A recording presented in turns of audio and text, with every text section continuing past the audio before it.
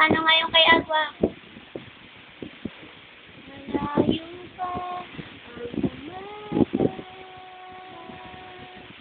Ikaw! Ikaw!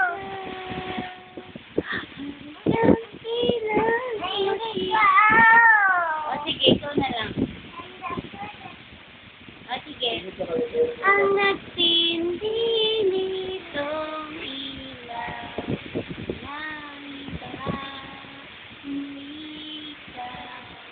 Salamat sa liwanag mo. Muling makakakulay ang Pasko.